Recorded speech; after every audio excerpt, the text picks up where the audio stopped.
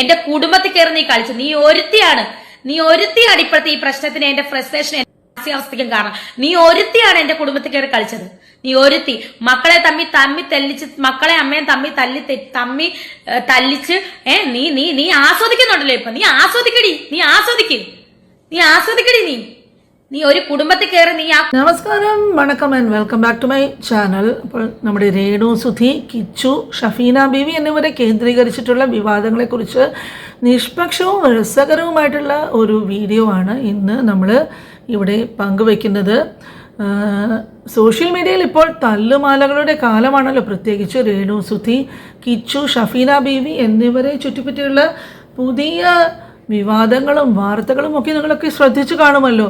ആരോപണങ്ങളും പ്രത്യാരോപണങ്ങളും ശാപവാക്കുകൾ. ഇതിനിടയിൽ ആര് പറയുന്നതാണ് ശരി? ഈ വിഷയത്തിൻ്റെ എല്ലാ വശങ്ങളും നിഷ്പക്ഷമായിട്ട് പരിശോധിക്കുന്ന ഒരു വീഡിയോ ആണിത്.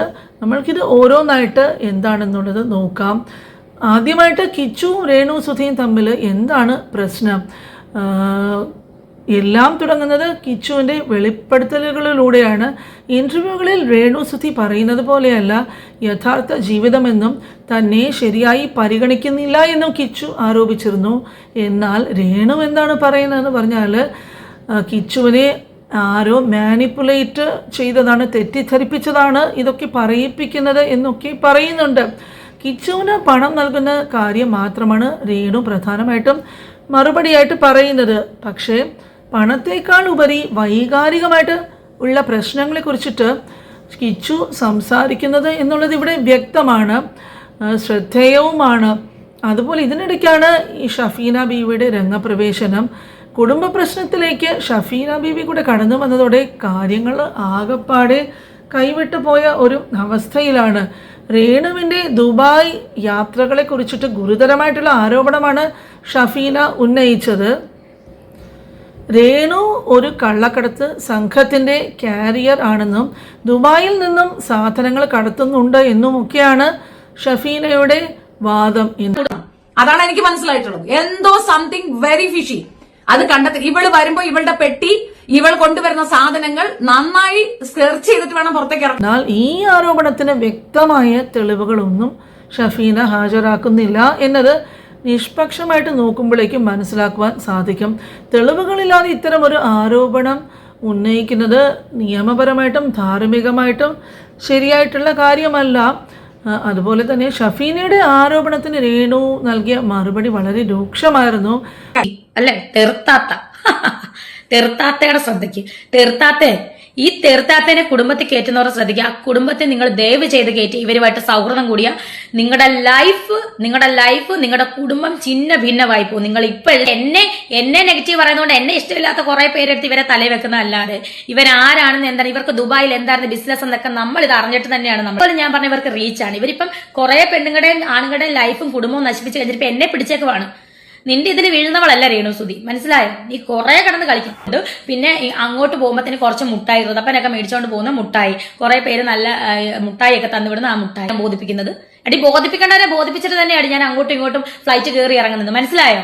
അല്ല നീ അവിടെ ഇരുന്ന് കാലും വയ്യാതെ അവിടെ ഇരുന്ന് ഇങ്ങനെ ഇരുന്ന് എഴുന്നേറ്റ് മുള്ളാൻ പോലും പോകാതെ ഇരുന്ന് പറയുന്ന പോലല്ല ഞാൻ അന്തസ്സായിട്ട് അടി അങ്ങോട്ടും ഇങ്ങോട്ടും പോകുന്നത്. നിന്നെ ഇങ്ങനെ പറയരുതാത്തതാണ് ഞാൻ. പക്ഷെ എന്റെ വായിൽ നീ എന്നെ അത്ര നികൃഷ്ടമായിട്ടാണ് നീ സംസാരിക്കുന്നത് എന്നെ പറ്റി.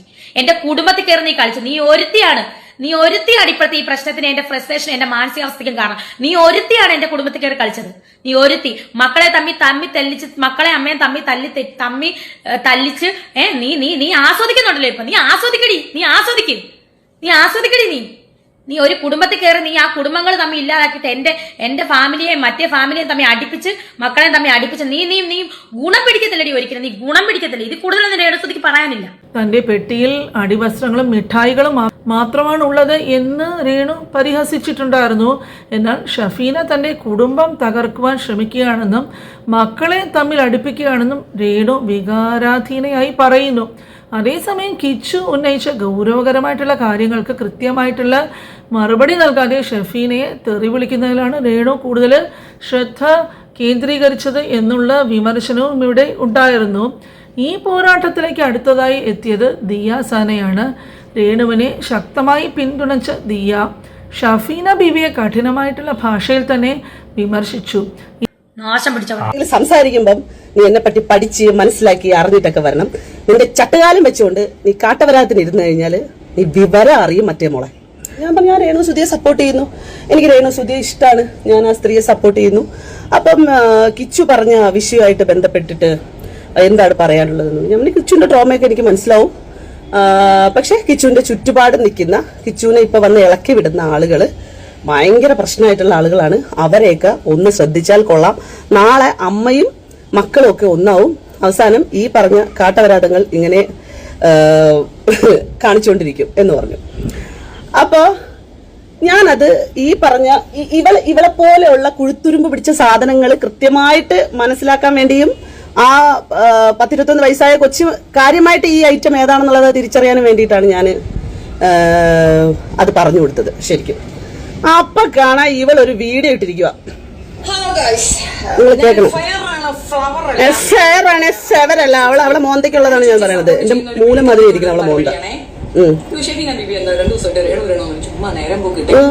നേരം പോക്ക് ടൈം പാസ്. കാരണം എന്താ വെച്ചാൽ ഇവക്ക് അവിടെ ഇരിക്കുമ്പോഴത്തേക്ക് ഇവക്ക് തിന്നണമല്ലോ, വായിനകത്തോട്ട് വല്ലതെ ഇറങ്ങണമെന്നുണ്ടെങ്കിൽ കണ്ട പെണ്ണുങ്ങൾ അവരാധിക്കണം. അതായത് അവള് പറയണത് വീഡിയോയുടെ തുടക്കത്തിൽ ഷെഫീന ബീവി എന്തിനു രേണുവിനെ പറ്റി ചുമ്മാ നേരം പോക്ക് ടൈം പാസ്. ഇവളെ തള്ള മറ്റേ തൂറിയിട്ടുണ്ടാക്കിയല്ലേ രേണുസുധിയെ. ഇവക്ക് അവിടെ ഇരിക്കുമ്പോഴത്തേക്ക് കാട്ടവരാതം പറയാം കണ്ട പെണ്ണുങ്ങളെ പറ്റിയിട്ട് അല്ലേ. അപ്പൊ ഇങ്ങനെയുള്ള ഒരു അലവലാതി വന്നിരുന്ന് ഉണ്ടാക്കുമ്പോഴത്തേക്ക് അവള് നാണമില്ലാത്ത വേലത്തരമാണ് കാണിച്ചുകൊണ്ടിരിക്കണം എന്നുള്ളത് ആർക്കും മനസ്സിലാവുന്നില്ല അല്ലേ. അവള് പറയുന്നുണ്ട് അതിനകത്ത് അവളുടെ ടൈം പാസ് ആണ് അത്രേ. അവളുടെ ടൈം പാസ് അവൾക്ക് തിന്നിരുന്ന് കണ്ട പെണ്ണുങ്ങളെ പറ്റി പറഞ്ഞിട്ട് അവളുടെയൊക്കെ കാട്ടെടുത്ത് തിന്നാൻ, അതാണ് അവളെ ടൈം പാസ്. ഇവള് ദുബായിൽ എന്തൊരു പരിപാടി, ഇവള് അവിടെ എന്തായിരുന്നു ചട്ടുകാലം വെച്ച് ചെയ്തോണ്ടിരുന്നത്. ഇപ്പൊ അവള് വീട്ടിലിരുന്ന് ഇവളെ 2 ആമക്കളെയും വെച്ചോണ്ടിരുന്ന് എന്തിനാണ് ചെയ്യണത്. അങ്ങനത്തെ കുറെ കാര്യങ്ങൾ ഞാൻ മനസ്സിലാക്കി. ഞാൻ പറഞ്ഞു, 21 വയസ്സായ പ്രായപൂർത്തി കഴിഞ്ഞ ജോലിയൊക്കെ ചെയ്യാൻ പ്രാപ്തിയുള്ള ഒരു കൊച്ചിനെ നോക്കേണ്ട ബാധ്യത എങ്ങനെയാണ് ഈ പറഞ്ഞ രേണുവിന് ഉണ്ടാകുന്നത്. 21 വയസ്സായ കിച്ചുവിനെ നോക്കേണ്ട ബാധ്യത രേണുവിനില്ല എന്നാണ് ദിയയുടെ പക്ഷം. എന്നാൽ ഇവിടെ ഒരു കാര്യം ശ്രദ്ധിക്കണം. കിച്ചു തന്റെ നിലവിലെ കാര്യത്തെക്കുറിച്ചിട്ടല്ല, മറിച്ച് താൻ വളർന്നു വന്ന സാഹചര്യങ്ങളെ കുറിച്ചിട്ടാണ് പരാതിപ്പെട്ടത്.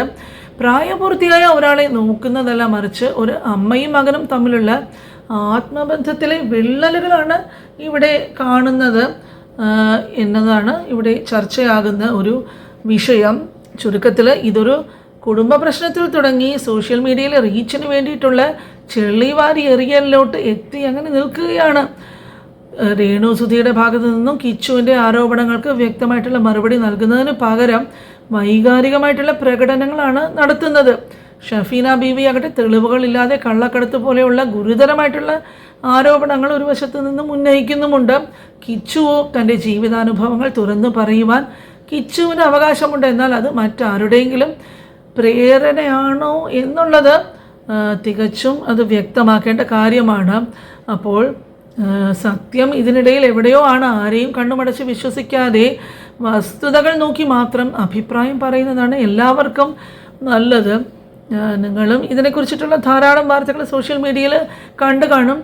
കിച്ചു ആകട്ടെ പ്രധാനമായിട്ടും ഉന്നയിച്ചത് വൈകാരികമായിട്ടുള്ള അവഗണനയെക്കുറിച്ചിട്ടാണ്.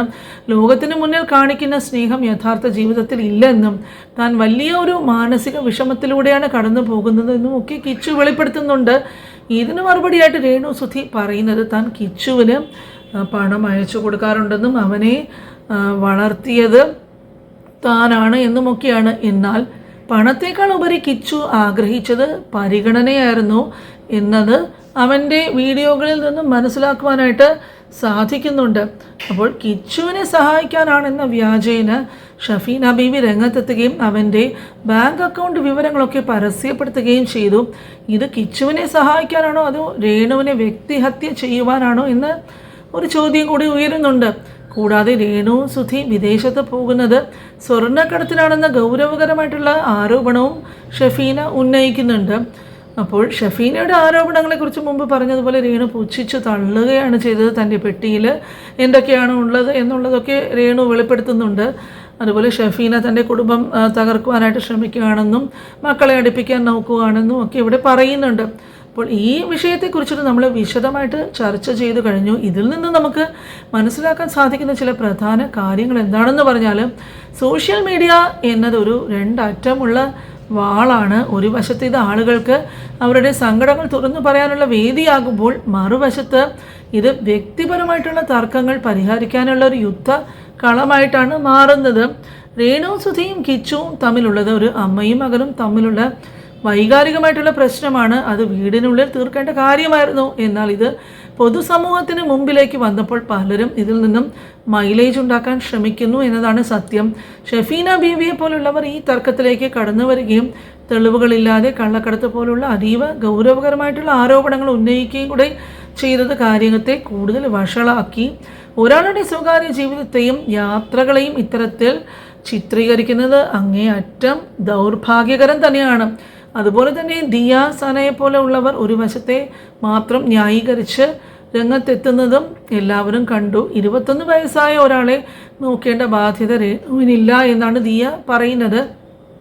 അവിടെ കിച്ചു എന്ന മകൻ അനുഭവിച്ച മാനസിക വിഷമങ്ങളെ ആരും പരിഗണിക്കുന്നില്ല.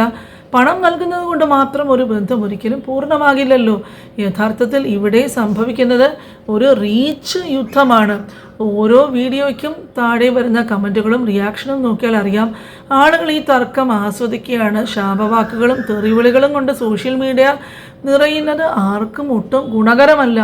പ്രേക്ഷകർ എന്ന നിലയിൽ മനസ്സിലാക്കേണ്ടത് എന്താണെന്ന് പറഞ്ഞാൽ സ്ക്രീനിൽ കാണുന്നതല്ല എപ്പോഴും സത്യം എന്നതാണ്. ആരോപണങ്ങൾ ഉന്നയിക്കുന്നവർക്ക് അത് തെളിയിക്കാനുള്ള ബാധ്യതയും ഉണ്ട്. തെളിവുകളില്ലാതെ ഒരാളെ കള്ളക്കടത്തുകാരിയെന്നോ വഞ്ചകിയെന്നോ വിളിക്കുന്നത് നിയമവിരുദ്ധമാണ് എന്നാണ് പൊതുവെയുള്ള അഭിപ്രായം. കിച്ചു എന്ന യുവാവിൻ്റെ മാനസികാവസ്ഥയെ മാനിപ്പുലേറ്റ് ചെയ്യാൻ ആരെങ്കിലും ശ്രമിക്കുന്നുണ്ടെങ്കിൽ അത് തീർത്തും തെറ്റായിട്ടുള്ള ഒരു പ്രവണത തന്നെയാണ്. അവസാനമായിട്ട് എന്താണ് തോന്നുന്നതെന്ന് പറഞ്ഞാൽ ഈ തർക്കങ്ങൾ രമ്യമായിട്ട് പരിഹരിക്കപ്പെടട്ടെ എന്നതാണ്. ഒരു കുടുംബത്തിൻ്റെ സ്വകാര്യത സോഷ്യൽ മീഡിയയിലേക്ക് ലൈക്കുകൾക്കും വ്യൂസിനും വേണ്ടി ബലി കൊടുക്കപ്പെടരുത്. ഒരിക്കലും നിഷ്പക്ഷമായിട്ട് ചിന്തിക്കുന്നവർക്ക് ഇതിലെ കളി മനസ്സിലാക്കുവാനായിട്ട് സാധിക്കും. സത്യം എന്തായാലും അത് വൈകാതെ പുറത്തു വരട്ടെ. നിങ്ങളുടെ അഭിപ്രായങ്ങൾ തീർച്ചയായിട്ടും താഴെ രേഖപ്പെടുത്തുക. നമുക്ക് മറ്റൊരു പ്രധാനപ്പെട്ട വിഷയമായിട്ട് വീണ്ടും കാണാം. ഇതുപോലെയുള്ള വീഡിയോകൾ കാണുവാനായിട്ട് നിങ്ങൾ മറക്കാതെ ചാനൽ സബ്സ്ക്രൈബ് ചെയ്യുക. കൂടാതെ ഒരു ലൈക്കും ഹൈപ്പും കൂടി കൊടുത്തേക്കുവാൻ മറക്കരുതേ.